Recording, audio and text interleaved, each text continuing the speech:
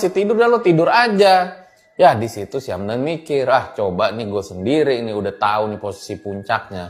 Gue jalan dah, gue tinggalin yang lain. Yaudah akhirnya di situ dia coba tidur lagi. Nah di tengah dia coba tidur, dia dengar ada pendaki-pendaki tuh bilang, awas ada Bagas, awas ada Bagas. Nah karena si Hamdan ini baru pertama kali naik gunung, dia kira Bagas itu maling atau misalnya preman di gunung.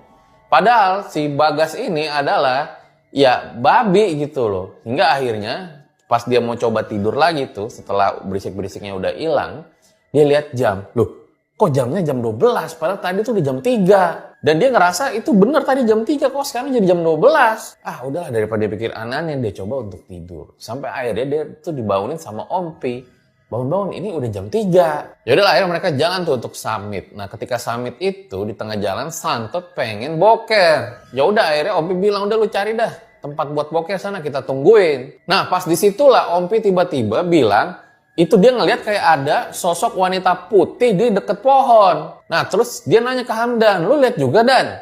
Si Hamdan nggak mau lihat ke area sekitar situ, tapi Hamdan menduga kalau itu adalah sosok yang sama dengan yang dia lihat tadi pas lagi ngambil air. Nah di situ Ompi nggak mau bahas lah kejadian tersebut. Pokoknya udah kita fokus aja jalan, hati-hati gitu. Nah ketika mereka jalan di sana, setelah si Santot balik dari boker, cuaca mulai berkabut dan turun hujan. Waktu itu karena yang emang menurut Hamdan ini udah pengalaman, bilang bahwa si Hamdan sama Santot duluan aja. Nanti dia sama Ompi itu di belakang gitu. Nah nanti mereka akan saut-sautan aja. Karena Ompi fisiknya nih udah mulai lelah. Nah itu tungguan-tungguan tuh, karena memang hujan deras terjadi pada saat itu. Yang untungnya mereka semua bisa sampai dengan selamat di atas puncak. Takjub lah itu di sana Hamdan ketika dia sampai puncak. Dia melihat, wah ini luar biasa banget ya.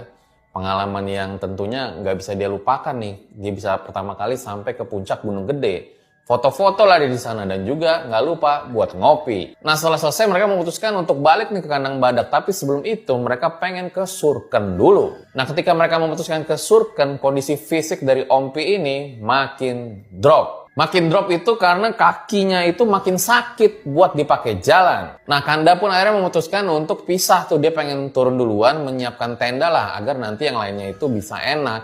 Sementara Ompi dijaga sama yang lain karena kondisi kakinya sakit. Nah disinilah nanti mereka ketika jalan tuh banyak berhentinya. Nah waktu si Hamdan itu duduk di satu tempat, tiba-tiba ada laler tuh yang ngerubungin dia. Jadi sih nggak nganggep ini mistis, tapi intinya dia langsung semprot-semprot tuh biar wangi kan. Dan dia ngerasa bau juga. Nah ketika dia jalan lagi terus nungguin si Ompi, di situ lalernya ngikutin dia. Singkat cerita mereka istirahat.